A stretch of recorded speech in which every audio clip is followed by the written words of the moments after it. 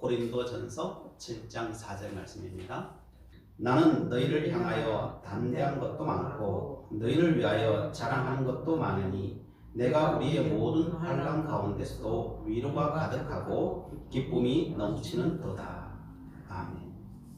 우리는 지난 2주간 동안 이 부활에 대해서 지금 살펴보고 있습니다. 이 부활을 가장 간단하게 우리의 삶에 적용한다면은 한마디로 한번 이 부활이 뭔가 이야기하라고 하면은 여러분은 어떻게 표현하시겠습니까? 저는 이 부활이 우리의 삶에 실질적으로 어떻게 표현되어야 되느냐라고 말한다고 한다면은 감사합니다, 고맙습니다 라고 하는 삶을 이야기한다 라고 이야기하고 싶습니다. 여러분, 글자가 요술을 부린다는 이야기를 들어보셨습니까? 여러분들이 무심코 쓴 글자 하나가 내 삶에 관여하고 있다는 사실을 여러분 기억하고 계십니까? 일본인 에모모 마사로라고 하는 분은 물은 답을 알고 있다라고 하는 책을 썼어요. 그 책에 보면 이런 내용이 있습니다. 그는 물을 가지고 실험을 했어요. 그냥 비커에다가 글자를 썼어요. 글자를 써서 붙였어요. 그냥 붙이고 그 물을 한동안 두었다가 냉장고에다 올렸어요. 그리고 얼음이 된 그것을 현미경으로 그 결정을 이제 보았던 거죠. 결정을 보니까요, 그 결정이 무슨 단어를 그 비커에다 썼느냐에 따라서 그 결정, 그 모양이 다 다르더라는 거예요. 그냥 글자만 거기다가 써 넣었을 뿐인데, 붙였을 뿐인데 결정이 다 달라지더라는 거예요. 자, 이거예요. 사랑합니다라고 하는 피커에다가 그냥 글자만 이렇게 쓴 거예요. 썼더니 그 결정이 이렇게 나오더라는 거예요. 현미경으로 보니까. 자, 어떤 거는 이제 사랑이라고 썼는데 이런 결정의 모양, 육각형의 모양의 결정이 나오더라는 거예요. 그러면은 자, 또 다른 결정을 보겠습니다. 영원이라고 하는 글자를 썼더니 이런 모양의 결정체가 나오더라는 거예요. 이제 누가 붙였냐에 따라서 이 결정체가 다 달라져요. 그러나 이런 모양이 되더라는 거예요. 또한 정직이라고 하는 글자를 붙였더니 이런 결정체가 나오더라는 거예요. 또한 행복이라고 하는 단어를 붙였더니 이런 결정체가 나오더라는 거예요. 아름답죠, 그죠? 자, 희망이라고 하는 단어를 했더니 이런 결정체가 나오더라는 거예요. 다 모양이 다르죠, 그죠?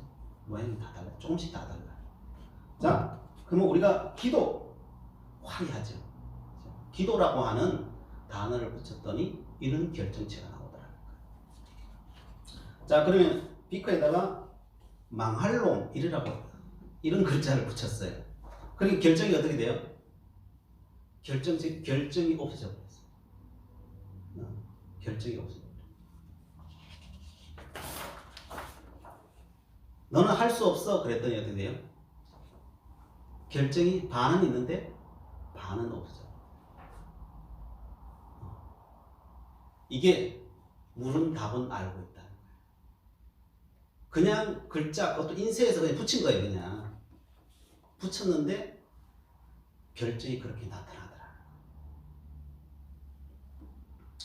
성도 여러분, 단지 글자만 썼는데도 이런 결과가 나와버리더라는 거예요. 그러면은 우리는 글자만 써붙였다면 그 정도라면은 우리는 생각은 얼마나 더 많이 해요, 그죠? 생각만 해도 어떻게 되겠어요? 생각만 해도 더 많은 영향을 미치겠죠. 또한 우리가 그것을 입으로 내뱉어버리면 어떻게 할까요? 입으로 내뱉어버리면 더 많은 영향을 미치겠죠. 그걸 내 행동으로 해버리면 어떻게 될까요? 더 크게 영향을 미치겠죠. 우리의 몸에 물은 70%에서 90%나 된다고 해요. 사람마다 다 다른데 거의 대부분을 차지하고 있죠. 우리의 몸은 그래서 수많은 글들, 내가 써놓은 글들이나 상대편의 글, 또한 생각, 말, 행동에 의해서요, 내 몸은 어떻게 되고 있을까요? 수많은 파동으로 요동치고 있다고 하는 사실. 그래서 그것을 나에게 뭘 보내고 있느냐는 나도 무의식 중에 나에게 실질적으로 다 보내고 있는 거예요. 이게 단지 육체에만 그럴까요? 그렇지 않아요. 성경에서 말하는 것은 그것은 육체를 넘어서 너희 영에도 영향을 미치고 혼에도 영향을 미친다. 그래서 너의 육체도 혼에도 영에도 동일한 영향력을 미치고 있다는 거예요. 우리는 지난 시간에 부활은 내가 예수 믿을 때부터 이미 시작되었다라고 말씀을 드렸어요. 천국은 이미 이 땅에서부터 시작되었다라고 말씀드렸었습니다. 부활과 천국은 죽어서 완성되는 곳이기도 하지만은 이 땅에서 이루어가지 못한 천국이 저 나라 간다고 해가지고 그냥 죽으면 그냥 펑 생기는 그런 것이 아니라고 말했어요. 예수 믿었는데 천국 못 간다 이런 뜻이 아니라고 이야기 드렸습니다. 믿는 우리 모두는 성화해야 된다는 것을 이야기하는 거예요. 해도 되고 안 해도 되고 그런 차원이 아니라는 거예요. 이렇게 말하면 사람들은 또 이런 오해를 합니다. 그럼 날마다 강박적으로 좋은 글이나 생각이나 말이나 행동을 해야 하나요? 강박적으로 그렇게 생각하면 또 다른 강박이 나를 올가매지는 않을까요? 그런 생각을 합니다. 또한 멍청하게 나는 세상 앞에서 그냥 다 당하고만 살아야 됩니까? 또 이렇게 생각합니다. 무엇을 많이 하면 내가 그런 자리에 이룰 수 있습니까? 내가 얼마나 더 많이 해야 됩니까? 이런 생각을 하게 됩니다. 당연히 그런 생각을 하게 되겠죠. 그렇죠? 예수님 당시에는 예수님이 말씀하시면은 사람들이 그렇게 생각 안 했겠습니까? 예수님 당시나 우리나 뭐 사람이 달라졌겠어요. 그죠? 예수님이 그렇게 이야기하시니까 사람들도 그렇게 또 반응을 하는 거예요. 예수님 당시에도요. 예수님께서는 사랑해라. 그죠? 사랑해라. 감사해라. 용서해라. 그렇게 말하니까 사람들이 부담스러워하는 거예요. 예수님께서는 천국은 너희들의 산 삶의 크기만큼이나 이루어지는 것이란다. 그래서 나는 죽을 거야. 그래서 이런 말씀하십니다. 마태복음 10장 39절에 자기 목숨을 얻는 자는 잃을 것이요 나를 위하여 자기 목숨을 잃는 자는 얻으리라. 그렇게 얘기하십니다. 예수님의 이야기를 듣고 사람들이 부담스러웠을까요? 안 부담스러웠을까요? 당연히 부담스러웠겠죠. 그죠?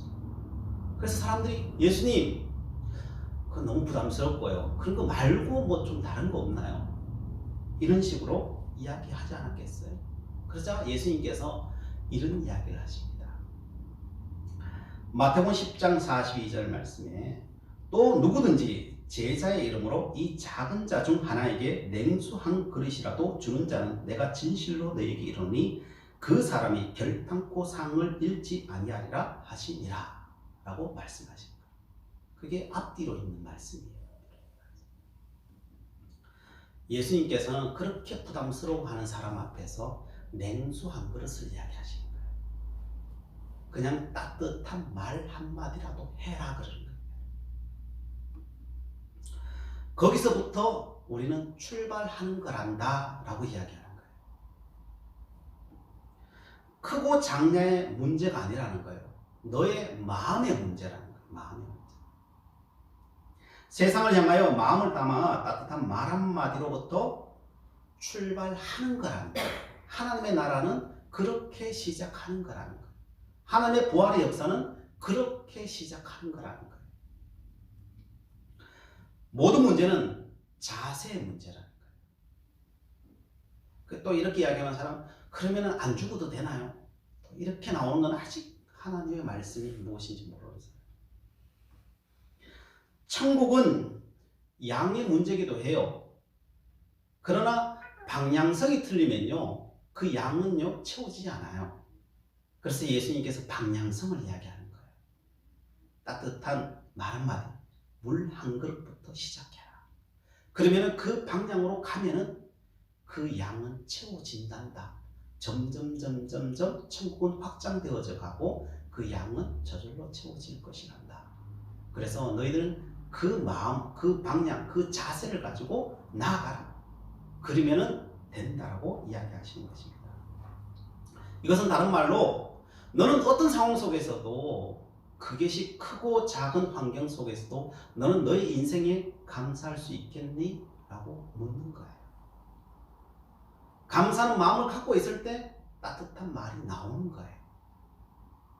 감사합니다, 고맙습니다 라고 하는 말이 내 속에 없는데 그게 나오겠어요? 그게 안 나온다는 거예요. 그걸 하라는 겁니다. 이스라엘을 여행하던 젊은 여행객이 어떤 할머니 집에 초대를 받아서 가게 되었어요. 그 할머니가 그 젊은이들 불러놓고 이런 이야기를 하는 겁니다. 나는 이 땅 살아가면서 정말 많은 복을 받고 살았고 또한 지금도 살아가고 있다네. 혹 내 이야기를 한번 들어보지 않겠나? 라고 이야기하시는 거예요. 그러니까 다들 궁금한 거예요. 어떻게 하면 그 복을 받지? 어떻게 하면 저렇게 할머니처럼 행복하게 살 수 있을까? 다 그게 고민 아니에요. 그죠? 그래서 할머니 이야기해 주세요. 할머니의 이야기를 좀 해주세요. 라고 이야기했어요.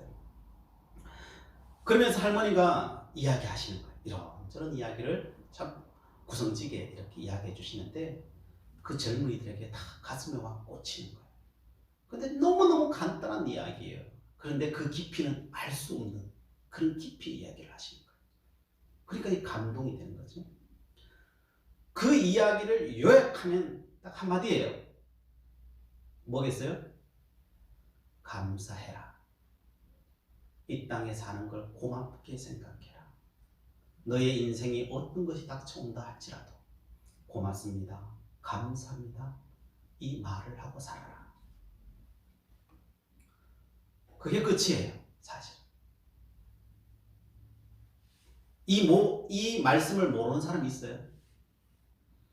예수 믿으면서 우리가 얼마나 많이 들은 이야기예요. 사실은요. 그죠? 지식이 없어서 문제가 아니에요.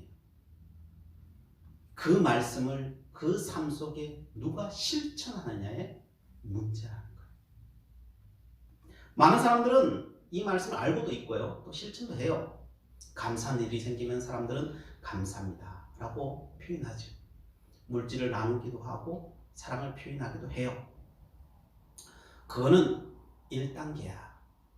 그거는 아무나 다 해. 그죠? 1단계. 그러나 사소한 것에 감사하는 사람도 있어요. 신앙생활 하다 보면 우리는 감사를 알죠. 큰 것만 감사하는 것이 아니라 사소한 것도 감사할 줄 아는 사람이 신앙이라는 거. 그래서 꽃 한 송이가 피는 것에 감사하고 하늘에 별이 뜨는 것도 감사하고 집 나갔던 아들이 저녁에 대해서 돌아오는 것도 감사하고 내 일상에 주어지는 그 모든 것을 또 감사하는 사람이 있어요. 그렇게 되는 사람도 있어요. 굉장히 훌륭한 사람이죠. 그건 2단계라는 거예요. 3단계가 있다는 거예요. 감사에도 수준이 있다는 거예요. 그 3단계가 뭐겠어요? 너희가 어려운 환경에 처한다 할지라도 거기에 감사할 수 있겠니? 감사라는 거예요. 그것이 어떤 삶이 너에게 닥쳐온다 할지라도 거기에 감사할 수 있겠니? 그것이 감사의 진정한 의미라는 거예요. 감사라고 하는 사전적 의미는 이런 겁니다. 고마움을 나타내는 인사라고 합니다. 사전적 의미예요. 고마움을 나타내는 거예요. 그런데 여기는 감사의 진정한 의미가 잘 표현되지 않아요. 감사의 한문의 뜻을 보면요, 좀 더 깊이 이해할 수 있어요. 감사라고 하는 것은 느낄 감자에 사례할 사자를 써요. 느낌을 사례하는 거예요. 느낌을 사례하는 거예요. 그게 감사라고 하는 거예요. 자, 그 느낄 사자에 의미가 뭐가 있냐면 사례하다라고 하는 의미도 있고 사죄하다, 용서하다라고 하는 의미도 있어요. 그래서 이 사례할 사자의 의미를 감사를 가지고 다시 이야기하면 이런 뜻이 됩니다. 내가 잘못했을 때 사죄하고 용서를 빌며 감사함을 표하는 것, 이게 감사라고 하는 뜻이에요. 다른 말로 감사라고 하는 것은 어떤 부정적인 일들이 나에게 다가왔을 때 거기에 도리어 내가 감사할 수 있는 것, 고맙습니다라고 표현할 수 있는 게 진짜 감사라고 하는 그 한문의 뜻이라는 거예요. 그래서 한문은 뜻글자죠, 그죠? 진리를 아는 사람이 만들었다는 소리예요, 사실. 그게. 내가 당연한 것을 감사할 때 감사하는 것은 그냥 당연하고요, 사실. 감사치 못한 상황 속에서 감사하는 사람이 진짜 감사를 아는 사람이라는 거예요. 어떤 부정적인 상황 속에도 감사할 수 있는 거, 그게 감사라는 거예요. 그래서 그 할머니가 나중에 이런 이야기를 해요. 마지막에 만약 부모님이 돌아가셨다면 아무리 고통스럽더라도 이를 악물고 고맙습니다, 감사합니다 라고 말하는 거야. 왜냐하면 나쁜 일이 생기면 안 좋은 생각을 하게 되잖아. 그러면 또 다시 나쁜 일이 생기게 마련이야. 불행은 항상 겹쳐서 일어나는 법이니까. 하지만 그럴 때 고맙습니다, 감사합니다 라고 말하면 불행의 사슬이 끊어진단다. 뿐만 아니라 오히려 좋은 일이 일어나지. 전화위복이라는 말이 있듯이 아무리 불운이 닥쳐도 행복하다고 느낄 수 있게 그 상황으로 바뀌는 거야 라고 이야기해 주는 거야. 여러분, 부활은 사망과 고통과 불행을 끊어내는 거예요. 근데 그걸 어떻게 끊는다고요? 감사합니다라고 그 칼로 끊어내는 거예요. 다른 게 아니에요. 그냥 간단해요. 그 앞에서 이 불행아, 고맙다, 그걸로 끊어내는 거예요. 이 부활은 그 사망과 고통과 불행 앞에 우리가 어떻게 반응하느냐의 문제예요.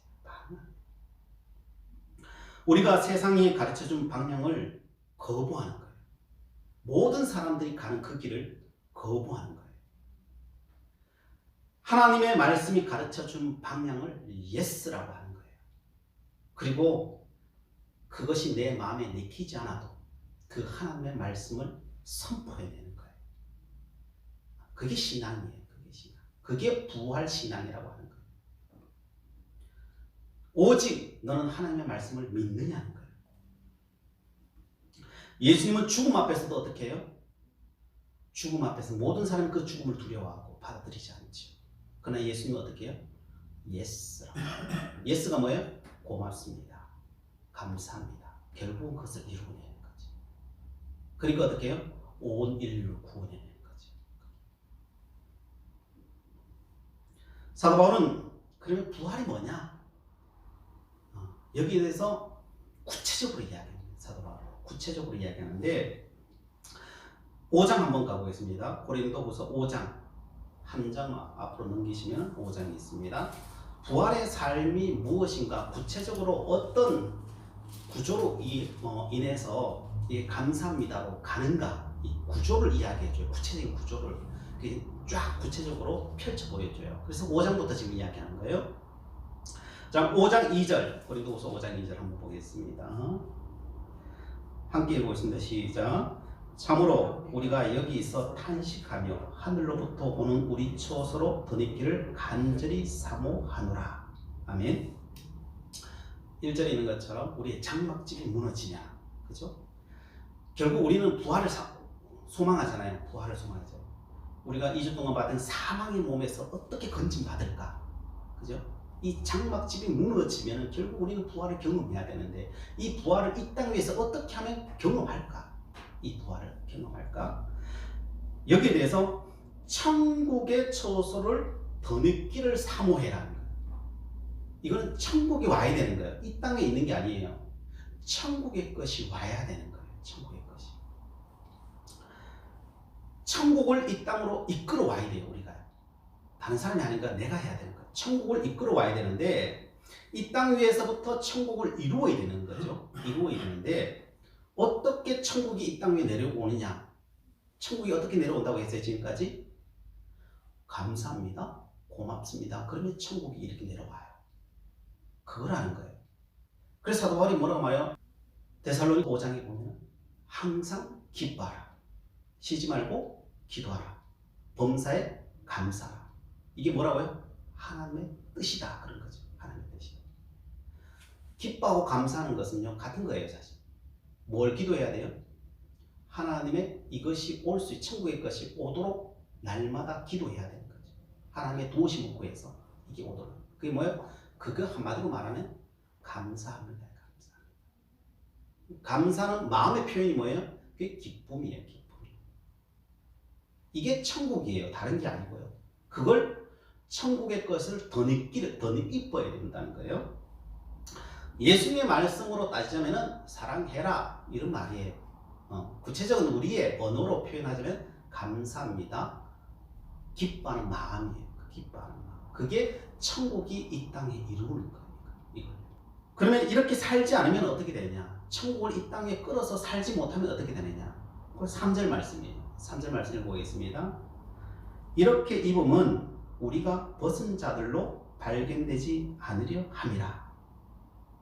우리가 그 천국을 감사합니다. 그 기쁨을 우리의 삶 속에 어떤 상황 속에도 끌어들이지 못하면요, 우리는 결국 벗은 자들이 된다는 거예요. 그래서 지난 시간에도 이야기했지만은 천국을 경험하지 못하면은 우리는 천국 가면은 뭘 쓴다고 했어요? 개털 모자 쓴다고 했어요. 그죠? 그리고 오늘 표현으로는 옷이 없다는 거예요. 천국 갔는데 옷이 없어요. 부끄러운 거예요. 집이 있는데 계집이야. 이건 다 상징적인 표현들이에요. 상징적인 표현들. 그러면은 우리가 그 천국을 이 땅에 이루지 못하면 천국 가요. 갔는데 어떻게 해요? 내가 생각한 게 옷이 없어요. 이걸 그렇게 표현하는 거예요. 옷이 부끄러움을 당하는 거예요. 자, 그럼 어떻게 해야 하는가? 7절 말씀 한번 보십시오. 7절 말씀에 함께 읽겠습니다. 시작. 이는 우리가 믿음으로 행하고 보는 것으로 행하지 아니함이로다. 이 말은 세상이 반응하는 대로 반응하지를 말아라 라고 하는 소리예요. 어떻게 반응하라는 겁니까? 믿음으로 반응해라는 거예요. 믿음으로. 말씀으로 반응해라는 겁니다. 고난 앞에서도 감사하라는 겁니다. 고맙습니다 하라는 거예요. 믿음으로 그 말을 하고 반응을 해야 된다는 거예요. 구원받았는데 굳이 그렇게 해야 되겠습니까? 그렇게 안 하고 살면은 그게 더 속편한 거 아닙니까? 우리는 그렇게 생각할 수 있어요. 자, 10절 말씀 한번, 그러면 어떻게 되느냐? 10절 말씀 한번 보겠습니다. 시작. 이는 우리가 다 반드시 그리스도의 심판대 앞에 나타나게 되어 각각 선악간에 그 몸으로 행한 것을 따라 받으려 함이라. 아멘. 나중에 여러분 보게 될 거라는 거예요. 천국에 왔는데 옷이 없는 자기 자신을 발견하게 될 거라는 거예요. 무엇으로요? 몸으로 행한 것 때문에 우리는 다 심판받는다는 거예요. 우리는 천국 가면 끝! 이게 아니라는 거예요. 믿는 자가 안 믿는 자건 우리의 몸으로 행한 대로 다 심판받는다는 거예요. 우리가 예수 믿었다는 것은 더 이상 나의 생각, 세상적인 생각으로 그 생각에 반응하지 않겠다는 거라는 거예요. 우리는 그렇게 살겠습니다 라고 하나님 앞에서 세례받을 때 그렇게 작정한 사람들이에요. 우리는 말씀대로, 하나님 말씀대로, 예수님 말씀대로 살겠습니다. 그 말은 감사함으로 살겠습니다. 어떤 상황 속에서도 그렇게 행하겠습니다 라고 우리는 다짐한 사람들. 근데 그렇게 안 하면 내가 그 안 한 삶이 내 앞에 펼쳐진다는 거예요. 예수님의 부활이 나의 부활이 되려면 주님의 그 사랑, 그 방향으로 나도 가야 된다는 거예요. 안 가고 부활은 없다는 거예요. 그래서 예수님께서 무슨 말씀을 이야기하십니까? 자기를 부인하고 그러셨잖아요. 자기 자아를 부인해야 돼요. 자기를 부인하고. 내가 세상적으로 옳다 그러는 건요, 이걸 다 부인해야 되는 거예요. 나의 십자가를 지고 주님을 따르는 거예요. 그래서 주님께서 우리에게 그것을 명한 것이잖아요. 자, 그래서 15절 한번 읽어보겠습니다. 15절 시작. 그가 모든 사람을 대신하여 죽으심은 살아있는 자들로 하여금 다시는 그들 자신을 위하여 살지 않고 오직 그들을 대신하여 죽었다가 다시 살아나신 이를 위하여 살게 하려 함이라. 아멘. 우리는 이제 부활했다는 것은 주님을 위해서 우리 살겠습니다 라고 고백한 거라는 거예요. 그게 뭐야? 다른 말로 주님의 말씀대로 살겠습니다. 내가 그것대로 고백하며 살겠습니다. 이거라는 거예요. 근데 다 어떻게 살아요? 내 뜻대로 다 사는 거죠. 세상이 가는 길대로 다 살아간다는 거예요. 그러면 하나님의 부활의 영광, 천국은 오지 않는다는 거예요. 우리는 철저히 삶으로 그것을 살아내야 돼요. 그걸 말해야 돼요. 그러나 그것을 억지로 막 달달달달 끌고서 그것을 살아내라고 하는 것이 아니라 정말 자연스럽게 그것을 살아내야 된다는 거예요. 근데 자연스럽게 살아내려고 하면은 내 속이 그렇지 않은데 그게 돼요. 그죠? 그게 안 되니까 더 힘든 거죠. 더 달달달 끌고 수밖에 없어요. 그 왜 안 되느냐? 그 안 되는 이유는 우리 안에 성령을 구하는 것이 약해서 그래요. 자, 5절 말씀, 5절 말씀 한번 읽어보겠습니다. 시작. 곧 이것을 우리에게 이루게 하시고 보증으로 성령을 우리에게 주신 이는 하나님이시라. 그것을 이루는 건 누가 이루신다고요? 성령 하나님께서 그렇게 이루신다는 거예요. 그래서 이 길을 가야 되는데 내 성질대로 가면요, 우리는요 얼마 못 가가지고 우리의 힘으로는요 못 가요. 그래서 어떻게 해요? 항상 기도해야 되는 거죠. 그래서 항상 기도해야 돼요. 그래서 성령의 은혜가 와야, 그죠? 부탁드리고 그 은혜가 와야 자연스럽게 갈 수 있는 거예요. 내 의지는요 몇 메다 못 간다니까요. 그래서 하나님 도와주세요. 성령 하나님 도와주세요. 내가 이 환난 앞에서 내가 내 속을 달달 끓지 않고 그냥 잘 갈 수 있도록 도와주세요. 그것을 날마다 구하지 않으면 우리는 넘어지고 자빠질 수밖에 없다는 거예요. 그래서 날마다 기도해야 되는 거예요. 그런 마음이 올라올 때마다 주님 앞에 부탁드려야 되는 거예요. 내 힘으로 갈 수 없는 것이기 때문에 그래요. 그래서 고린도후서 6장 4절 5절 한번 보십시오. 고린도후서 6장 4절 5절 말씀 읽고 있습니다. 시작. 오직 모든 일에 하나님의 일꾼으로 자천하여 많이 견디는 것과 환난과 궁핍과 고난과 매맞음과 갇힘과 난동과 수고로움과 자지 못함과 먹지 못한 가운데서도, 이런 가운데서, 그죠? 우리 앞에 다가오는 것들은요 우리 시험거리들이죠. 이런 수많은 것들이 우리 앞에 다가온다는 거예요. 믿는 자 앞에 이게 다가온다는 거예요. 이런 고통 속에 우리는 그 앞에서 감사합니다, 고맙습니다, 너희들은 해야 된다는 거예요. 근데 할 수 있냐고요? 이게 우리 힘으로 되는 문제가 아니라는 거예요. 이런 상황 가운데 뭘 만들어내야 되느냐? 우리가 구체적으로 하나님께서 우리를 통하여서 정말 만들어내기를 원하시는 그 열매가 뭐냐? 이런 것들입니다. 참된 지식을 만들어내야 돼요. 또한 오래 참음을 만들어내야 되고요. 성령의 감화 감동을 만들어내야 되고, 거짓 없는 사랑을 만들어내야 되고, 말씀의 능력으로 이 땅에 펼쳐지는 그 삶을 만들어내야 되는 거예요. 그걸 만들어내야 된다라고 이야기하는 거예요. 그게 고린도후서 6장 6절부터 8절 말씀이에요. 읽어보겠습니다. 6절부터 8절 시작. 깨끗함과 지식과 오래 참음과 자비함과 성령의 감화와 거짓이 없는 사랑과 진리의 말씀과 하나님의 능력으로 의의 무기를 좌우에 가지고 영광과 욕됨으로 그러했으며 악한 이름과 아름다운 이름으로 그러했느니라. 아멘. 그 앞에 있는 그 환난 앞에서, 그죠? 그 환난 앞에서 이것을 우리는 성령의 능력으로 만들어내야 되는 존재로 우리는 부름받아져 있다는 거예요. 그것을 어떻게 만들어낸다고요?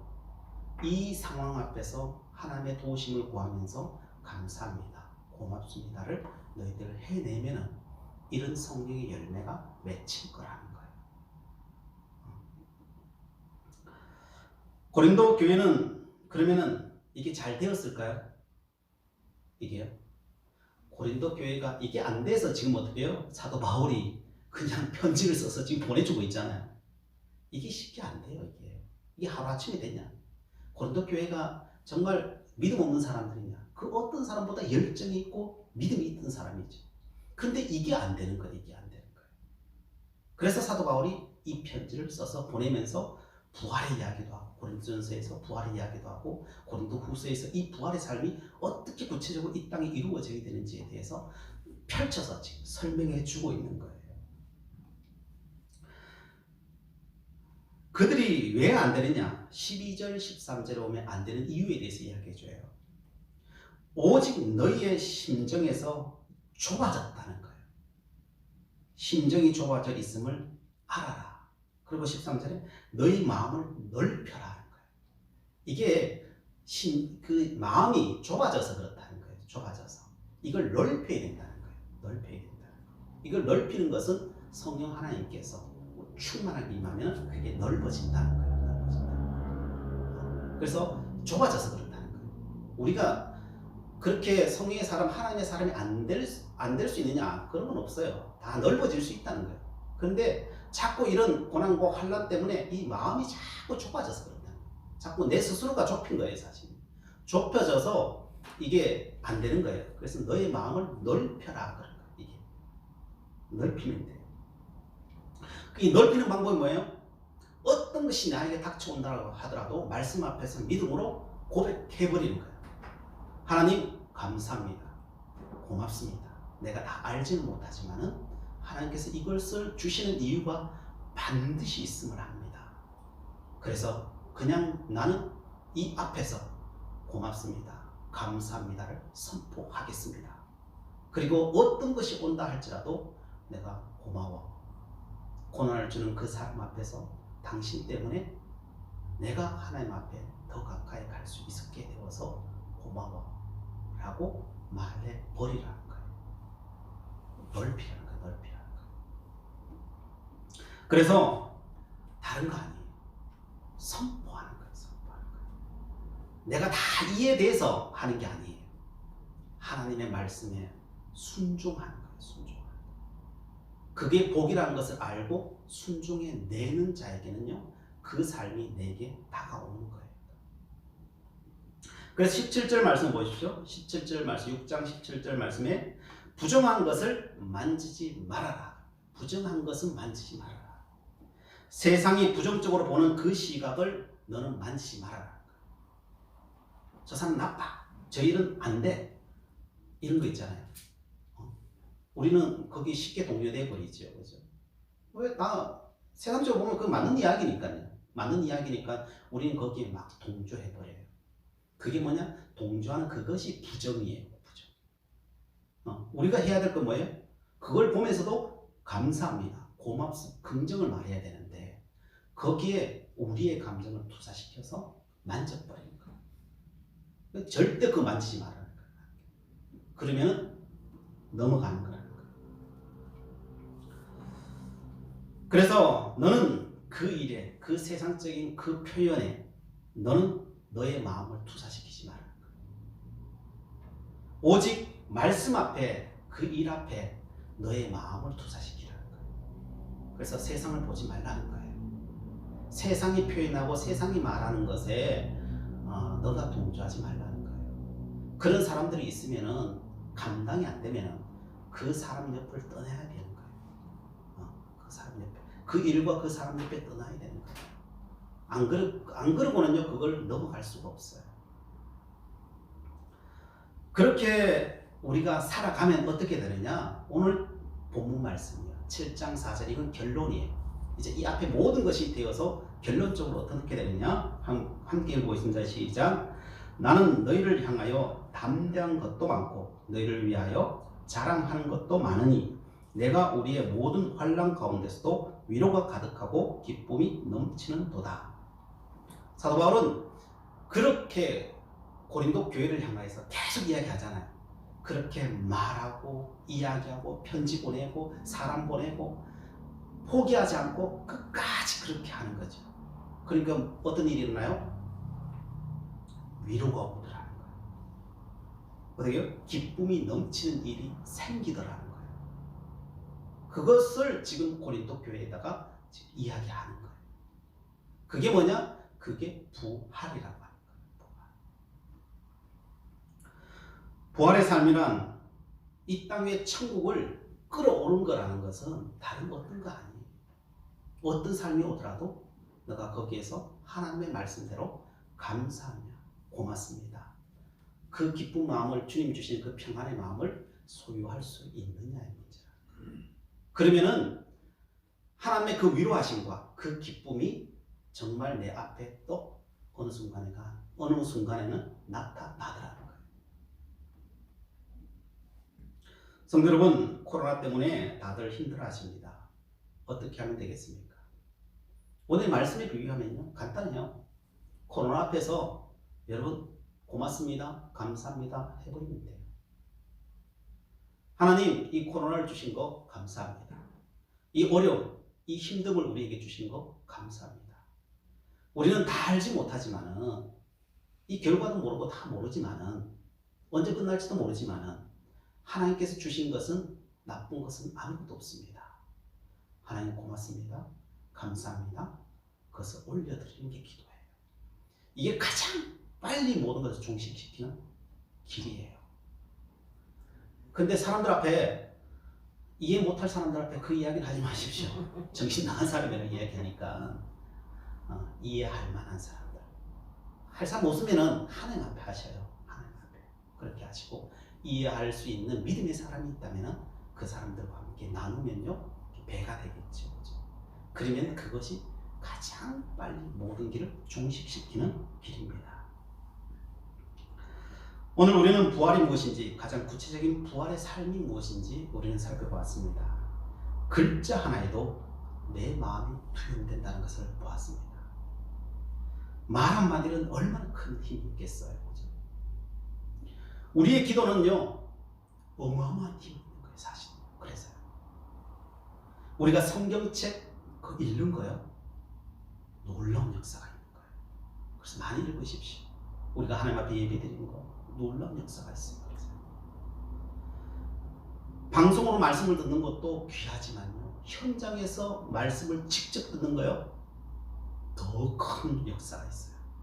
그래서 이게 중요한 거예요. 또한 나에게 닥친 여러 환난과 고난 앞에서 여러분 고맙습니다, 감사합니다 라고 말해버리십시오. 막 거부감도 들죠. 사실 사람인데 안 들겠어요. 그러나 하나의 말씀에 순종하고, 그게 하나의 말씀이고 하나님께 나에게 축복을 주시고자 하시는 말씀이라는 걸 알고 그것을 고백해 버리십시오.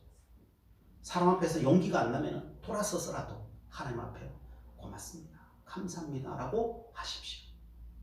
그러면요, 그때부터 그 부활의 역사는 일어날 것입니다. 그리고 때가 되면요, 내 앞에 부활의 주님이 그 모든 것을 깨고 일어나는 역사가 일어날 것입니다. 그 은혜가 우리 가운데 넘쳐나기를 축복합니다. 기도하시겠습니다. 사랑의 하나님, 감사합니다.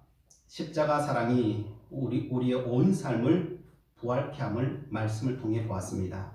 내게 주어진 긍정적인 삶이든 부정적인 삶이든 언제나 감사합니다, 고맙습니다 고백하기를 원합니다. 그런 가운데 우리에게 닥친 모든 환난 가운데서도 위로가 가득하고 기쁨이 넘쳤음을 고백합니다. 이 믿음의 삶을 끝까지 살아내게 하옵소서. 예수 그리스도의 이름으로 기도드리옵나이다. 아멘.